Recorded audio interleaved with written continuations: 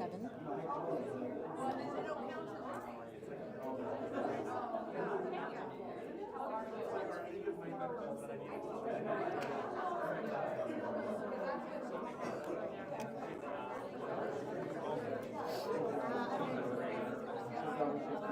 Testing, testing, 1, 2, 3, testing, testing.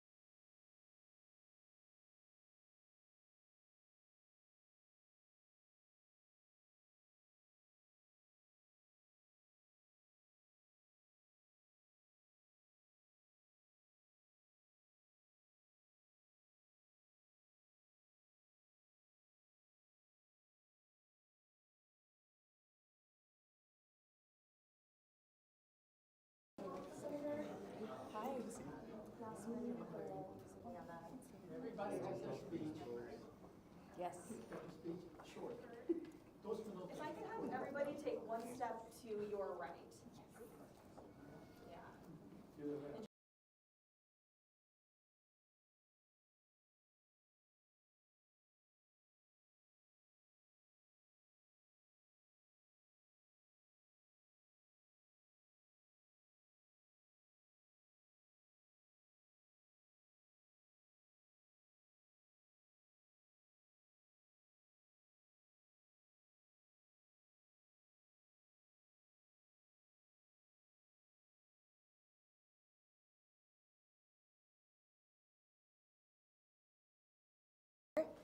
I want to take everyone back to the year 2000 when voters of Arizona passed Proposition 301 and sent the clear message that our students matter, that our teachers matter, and that public schools matter.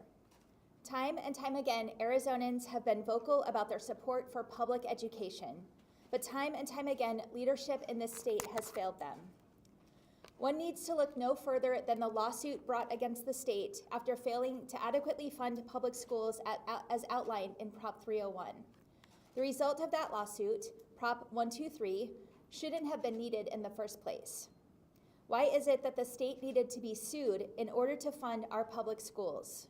That's unacceptable, and it sends the wrong message to the nearly 1 million students and their families, the majority of families in Arizona, who choose public education. And while the increase in funding that resulted from the passage of Prop 123 was a welcome change, we are not where we need to be. 10 years later, as evidenced by the myriad of headlines about the lack of funding in our public school system, we continue to come up short. Something needs to change. Arizonans are tired of the empty promises and platitudes. They are tired of their words falling on deaf ears. They are tired of the status quo. And that's why I'm excited to share with you all my proposal to not only extend Prop 123, but to expand it so that we can finally change course and strengthen the future of our students in public schools. Back in 2016, when Prop 123 was first passed, the 6.9% distribution rate was based on the projection that the State Land Trust account would have $6.2 billion in it after this new funding. Due to Arizona's thriving economy, the State Land Trust has exceeded those projections, and as of December 2023, sits at $7.8 billion. To reflect this difference, I'm proposing an increased distribution rate of 8.9%. This will provide an additional $1.3 billion for public schools compared to the previous rate. That means raises not only for teachers, but for every educator and support staff who make our schools a success. And it means safer schools for our children. It does all of this without raising taxes by 1 cent, and it will not jeopardize the health of the State Land Trust. What this proposal does do, it strengthens Arizona's foundation and invests in our students' futures. I can't think of a smarter, more sound investment than that. Our public schools are the beating heart of this state. They are a place where equal opportunity is not just a principle, but a lived reality, where barriers are broken and doors are unlocked. We are at our best when we have a well-funded public education system where our students have the resources they need to thrive. As the sister of 2 public school teachers, I'm proud to put this proposal forward, and I'm calling on the legislature to join me in ensuring a brighter future for our students, our teachers, and our state. It's time to change the status quo. It's time to act. And with that, I'll bring up Senator Christine Marsh. Sorry.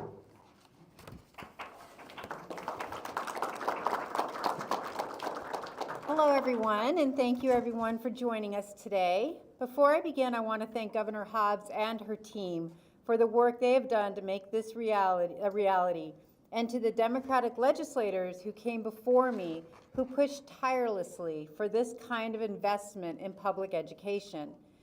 As a current teacher and former Teacher of the Year, I have worked my whole career to give Arizona students the best education I possibly could. Far too often, the most consistent obstacle of my career was the routine underfunding I saw across all aspects of our education system.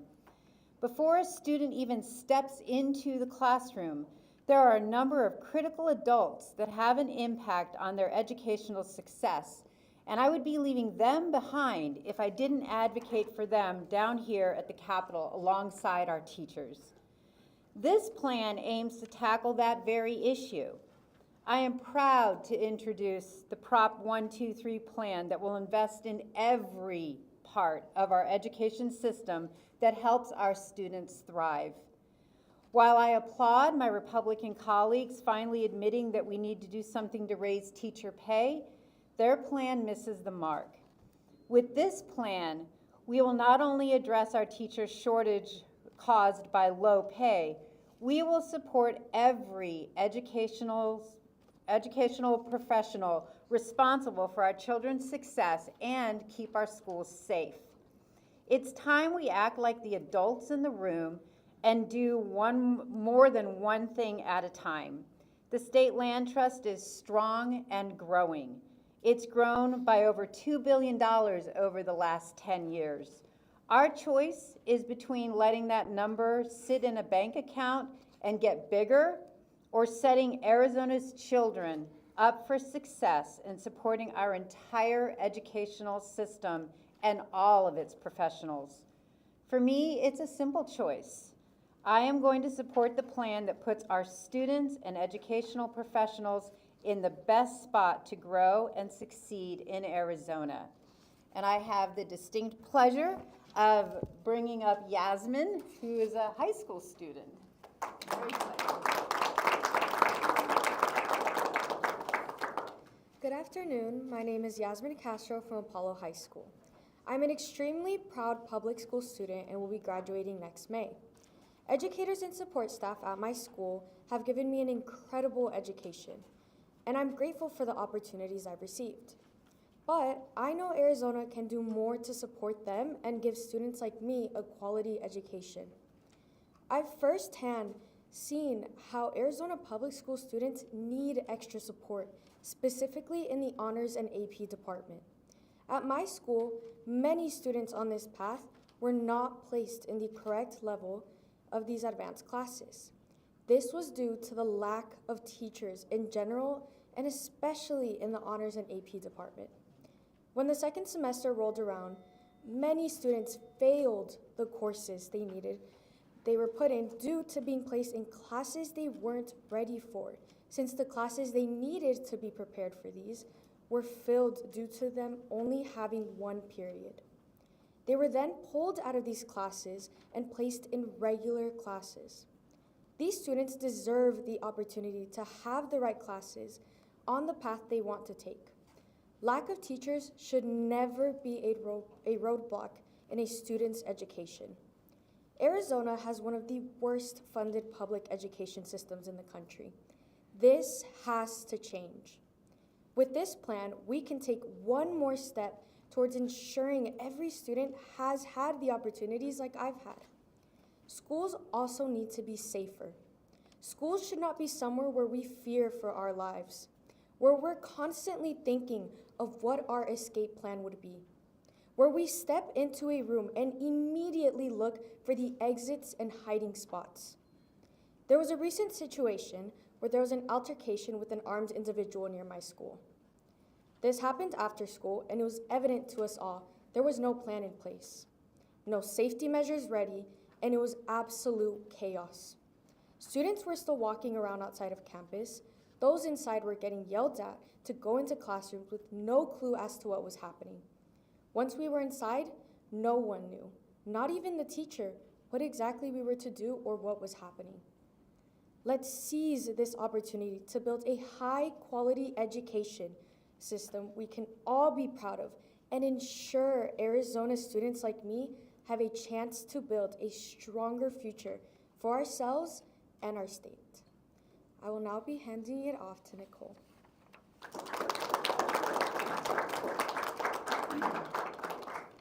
Good afternoon. My name's Nicole Marquez, and I'm a proud product and parent of the Arizona Public School System. I went to Sunburst Elementary School, Desert Foothills Junior High School, and graduated at Greenway Demon. I went on to get my associate's degree at Mesa Community College and then obtained my bachelor's as an ASU Sun Devil. Now I have my own children attending public schools here in Phoenix. My first, fourth, and sixth graders all go to the Creighton Academy, where we've been going since schools reopened post-pandemic. As the founding president of our school's parent-teacher organization and an active volunteer in our school district, I interact with parents, teachers, administrators, support staff, and students on the daily.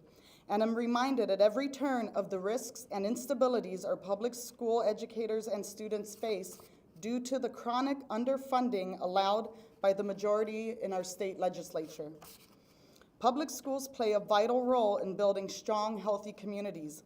Our public schools are the designated spaces where children go to expand their minds, gain valuable skills, and cultivate new relationships. Sadly, however, many students are not given the chance to reach their potentials in these areas, not because of a lack of knowledge or drive or passion, but because of a lack of funds. As a mother, I wish we lived in a state where schools had all the resources they need to keep students adequately educated and safe from dangers. Being a student shouldn't be a scary experience. In order for our children to get the education they deserve, our schools need to be fully and properly funded each and every year. With this Proposition 123 plan, important investments can be made that will help all children, including my own, have better educational opportunities and will help create safer learning environments for them. I've chosen to call Arizona my home and raise my family here. I want to thank Governor Hobbs, Senator Marsh, and Representative Schwiebert for their efforts to make this state a place where every child can get an excellent public education and have a chance to thrive, no matter their zip code or backgrounds. I do wish it was more, but I hope that the rest of our state leaders will step up and join them, because the need is very great and the stakes for our children, our families, and our state's future are so incredibly high. Thank you. Our next speaker is Savannah.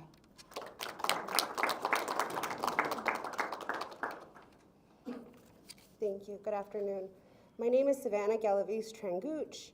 I am a mother of 6, a grandmother of 3. I am with the NEA Hispanic Caucus, but during the day I'm an elementary school librarian here in Central Phoenix. During the day I tell stories, I manage a makerspace, and I help fill in the gaps where we do not have positions filled. Every single one of our students deserve an amazing education, from South Phoenix to Casa Grande, Tuba City to Tonopah. They deserve to graduate with success. They deserve to graduate supported. And that means they need to be able to participate in field trips and science labs and classes, and they need to be in schools that are fully staffed. Not just with enough teachers, reading specialists, bus drivers, custodians, and librarians like myself. 90% of Arizona families choose public schools, and that's because they trust us to make public schools a great experience for their kids. And we work very long hours to make that work happen. But for years, politicians have underfunded our schools and undervalued our work. Our salaries have not kept pace with the cost of living, and we feel the pinch every day. There's not a single district in our state where a classroom teacher is able to support a family of 4 on their salary. As for educational support professionals, the situation is dire. We make an average of $29,000 a year. That is not a living wage for one person, not enough to raise a family. However, with Prop 123, we have a solution. The proposal in front of us today would help change that. Under this proposal, all of us who make schools run efficiently and wonderfully, we all deserve a raise. Boosting all our salaries would allow me and many more of us to stay in this profession and continue doing the work that we love. And we can't afford to keep waiting. This is not a partisan issue. Arizonans of both parties care about it, and we need to put politics aside to get it done. Please call your legislators, email them, Facebook them, Instagram them. They are on there. And tell them it's time that educators got to raise, all of us. Thank you. I will pass this off to Dr. Gary Zerbach.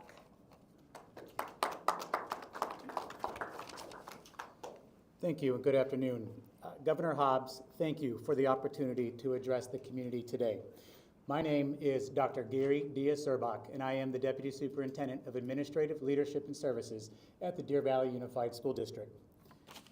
Our utmost priority as educational leaders is the creation of safe and supportive environments within Arizona's public schools, ensuring the well-being of each and every student. To achieve this goal, we must work to implement a comprehensive plan that consists both of strategic and tactical objectives. Fostering a strong culture and climate is essential for both students and staff. Students thrive in an environment where they feel a strong sense of belonging, and schools require the necessary funding for resources such as counselors, social workers, school resource officers, along with robust threat assessment procedures. Additionally, schools must have effective emergency operation planning systems. Beyond these foundational elements, it is crucial that we secure adequate funding for safety measures addressing concerns such as access control, establishing secure entry points for both students and employees, threat detection, investing in new technologies such as camera, digital threat alert, and visitor management system solutions. Also, facility modernization, upgrading and hardening facilities to withstand security threats, including the use of ballistic-proof materials, interior locking systems, and proper lighting, especially on our high school campuses where events can run throughout the night. And also communication systems, implementing mass notification and two-way digital systems between schools, students, and parents. Governor, the proposed funding you are advocating for will play an important role in assisting district and school leaders in effectively responding to the threats our campuses face, not only now, but in the future as well. The safety and well-being of our students demand our collective attention and our investment. With the governor's proposed funding, we stand poised to continue and enhance our environments where our schools can thrive, ensuring that every child has the opportunity to learn and grow in a safe and supportive environment. Thank you. And next up is Representative Judy Schwiebert.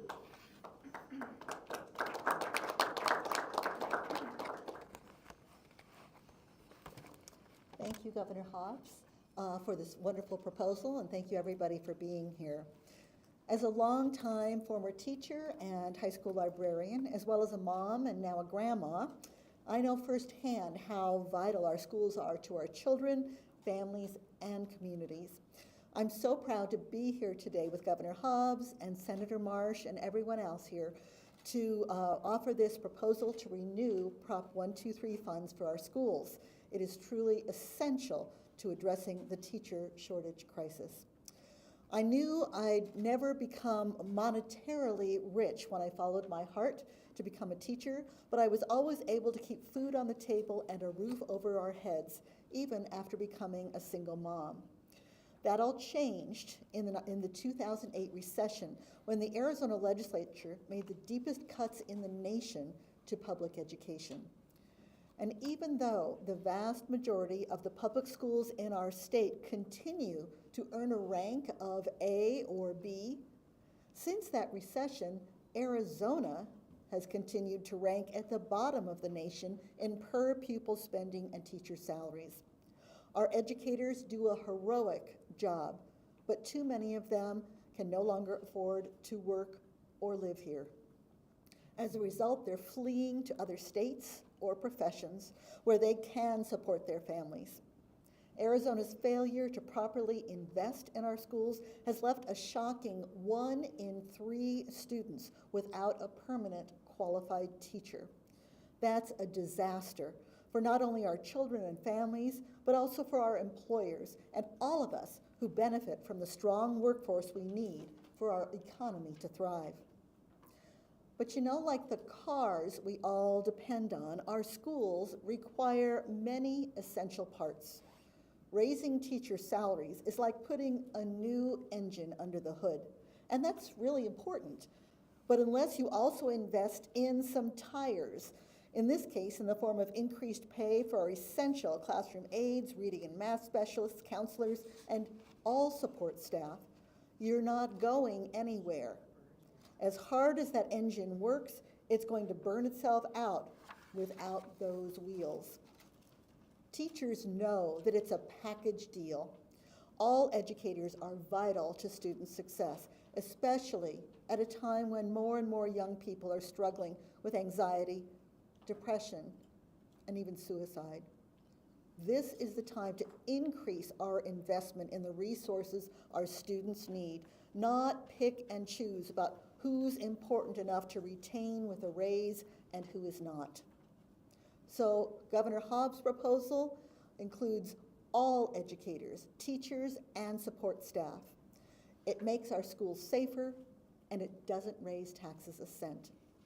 Ultimately, Prop 123 gives us a choice. We can either choose to invest in Arizona's future by giving students a quality education, or we can let nearly $8 billion sit in a bank account.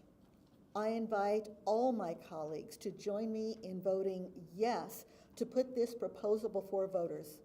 Let's work together to make sure that every Arizonan gets their chance to thrive. And with that, I'm proud to introduce my friend Amber Gould, a teacher at Greenway High School.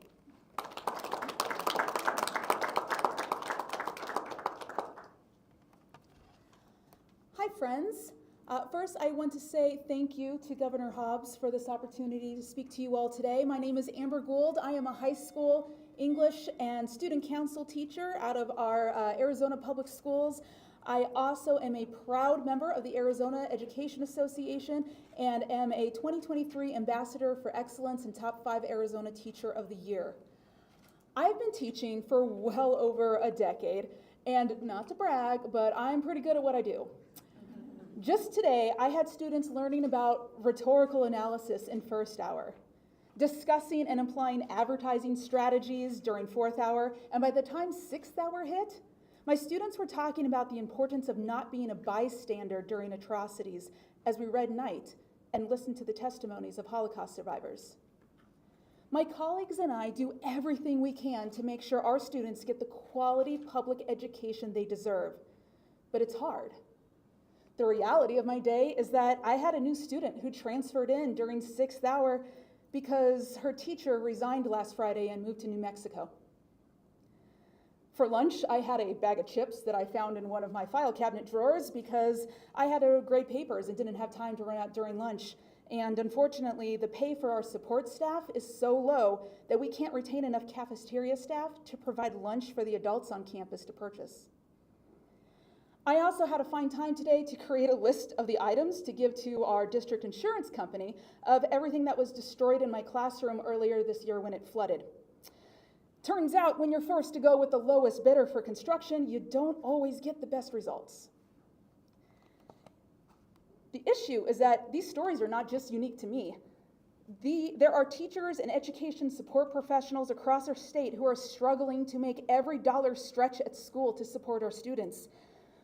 But they also struggle to make every single dollar stretch at home to support their own families. Too often I see funding for public education in Arizona fall short. Our state is still one of the worst when it comes to funding our kids, and that hurts my ability to teach the students that are sitting in my classroom day after day. We need real investments in public education to build a system that helps every student in Arizona thrive.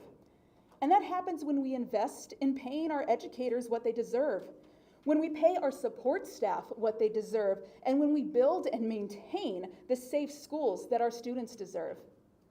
I'm proud that Governor Hobbs, that her new plan to support our students does just that. And I'm proud to be standing with her, with Senator Marsh, with Representative Schwiebert to introduce this critical Prop 123 expansion.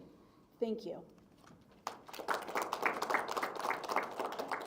And with that, I'd like to open it up to Christian to run through Q&A. All right, doing some questions. We'll start right there. Hi, Governor. Hello. I recognize that we all went into journalism because we're not good at math. But, I'm not good at math either, so. so we'll see how this is a test. You start off the fund at $7.9 billion. At the end of 10 years, it'll be 8.9. Well, we're putting in $200 million every year in investments. So that's $2 billion that would have gone in. So we should have been at 9.9. essentially you're digging into the corpus, you're taking money that would have otherwise gone to the corpus. How do you justify taking money that would otherwise go into the corpus? That 200 million is a very conservative estimate, and we've been overperforming that at least in this last year. But it still raises the question, if it's 250 million, that's the point. If it's 250 million, then it should be 2.5 billion going in. Not, either way, you're ending up $1 billion ahead in 10 years when you've got at least 2 billion or more going in. So how do you justify taking money that would otherwise go into the trust so that you don't have to deal with, as you say, the political inconvenience of a tax hike? The political unreality of a tax hike. Here's the thing.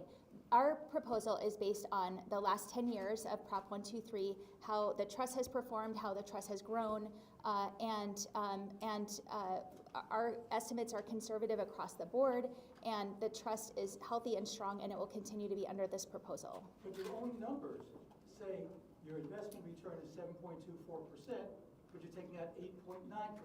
You're taking out more than the investment return. Again, negative numbers here. No? It shows $1 billion dollars in growth. But it's $1 Yeah. billion of growth, but it would go $2.4 billion if you didn't do But, that. but we're not losing money. This is a critical investment that invests in our schools. I think there's agreement across the board that we need that.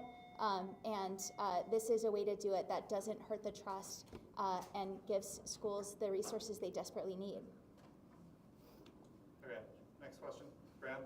I'm sure every newsroom in the state, many people want to know, what can you tell us about the status of the National Guard members who were wounded in Jordan? How many were they? What do you know about their injuries? I'm not able to say anything at this point.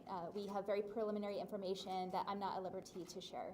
Can you say how often you're talking to Major General Muhlenbeck or getting briefed on the situation? On a very regular basis since this happened Saturday. Have you spoken with those families at all impacted?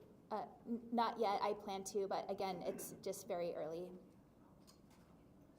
Going back to the education plan, Republicans obviously put out their own Prop 123 extension that differs from yours. What is the communication like then with them? Obviously, you need Republicans in the legislature on board with your plans. What's going to move forward? Absolutely. I think that we have engaged with stakeholders represented here in this room today and have been having extensive conversations about what needs to be done to extend 123, expand it, and make it better. I think we can all agree we need more investment in our schools. And I think, we're starting at a point where I think there's agreement that 123 should be extended. And so I think that's a good starting point. Okay, wait, let me make sure I understand the answer. You've engaged with the stakeholders in this room, so you haven't engaged with the Republican leadership. We talk to Republican leadership every day. On this issue? We have had conversations. I'm not going to negotiate where we're at in public, but we've had conversations, yes. Okay. One other technical question, which is the Republican plan is a $4,000 pay hike for teachers, about 7%. Yep. Your plan, once you take off the support personnel and everything else, is only about a 4% pay hike. Again, according to your own numbers, so the teachers would actually get more under the Republican plan? Our plan dedicates the same amount towards teacher pay increases. It leaves it to districts to distribute that. Governor, you have an appointment coming up to the Citizens Clean Elections Commission, which hasn't seen a new appointment in many years. Yep. What do you want to see out of your appointments? And between you and Treasurer Yee, do you anticipate replacing the entire 5-member body because they're all serving past the expiration of their terms, in some cases by years? Yeah, every member is serving on an expired term, and so we need to replace them. And I'm looking for folks who support the mission of the Clean Elections Commission, and will work to uphold that. Do you expect all 5 members to be replaced between you and Treasurer Yee in the Yes. near future? Yeah. When do you expect to make that first appointment? Soon, I think. Other questions? Yeah. Oh, Yep. yeah. What has been the communication between Treasurer Yee's office regarding Prop 123? I understand she's been obviously opposed to it. So has she reached out? Have you reached out to her office, or has it been just the public statements? Just the public statements at this point. Governor, what's the current hang-up on the bill that would resolve the election deadline with automatic We are still negotiating that. I don't want to make those negotiations public, but I'm hopeful for a resolution. Could you tell us a little bit more, because it is like people overseas who might not be able to vote as easily if we don't get this resolved? I actually, I don't know what the specific issue is. I know that we've been going back and forth with the Republican leadership and the election officials, and I think we're very close to agreeing on something. Well, Republican leadership has budged a bit on being willing to move the primary data a little bit. How about you? Are you willing to give a little on number of post-election curing days for early ballots, or restricting the ability to drop off early ballots on election day? I'm not willing to do anything that compromises Arizonans' access to the ballot. And at this point, we're not, we can't move the primary. Now, that means moving every single filing date and every other deadline. And I think we're well past the point that that can actually happen. How about curing and late earlies? Again, I don't want to compromise Arizonans' ability to have their votes counted. That's a hard no on both of those. Last week, the Arizona Department of Veterans Services announced about 20 layoffs related to the Veterans Home up in Flagstaff. What is the current status of that project? Because it looks like it keeps getting pushed back. Yeah, we hope that these layoffs are temporary. There's construction problems that need to be corrected before the home can be opened, and we can't just keep staff on that don't have a place to work, or a job to do. So we hope it's temporary. Next. Governor, Wait. Major League Baseball wants an exception for minor league players, the state's minimum wage. I don't know, do you support that bill that's moving through the legislature right now?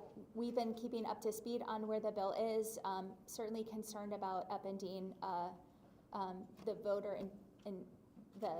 voter protection clause in the minimum wage proposal. Brad? Governor, the new chairman of the Arizona Republican Party is a former employee of yours in the Secretary of State's office. Can you tell us how well she did her job in the office? She was a great employee in the Secretary of State's office. We were sorry to see her go. And are you sorry to see her leaving the party now, given the things she said about elections? I'm not really involved in the business of the Republican Party. All right. Next, Katrina. Governor, have you and your staff been part of any discussions with lawmakers on housing legislation, specifically legislation to increase the supply of housing throughout Arizona? That's kind of similar to what we saw last session. And have you been talking with, and if so, have you also been talking with Republicans? Yes, we've been talking to lawmakers on both sides of the aisle on those issues. Have you heard any proposals that you can get behind, or you'd like to see pushed through the legislature? I mean, given this is such a dire need, and we've seen so much action lately. I haven't seen any specifics yet.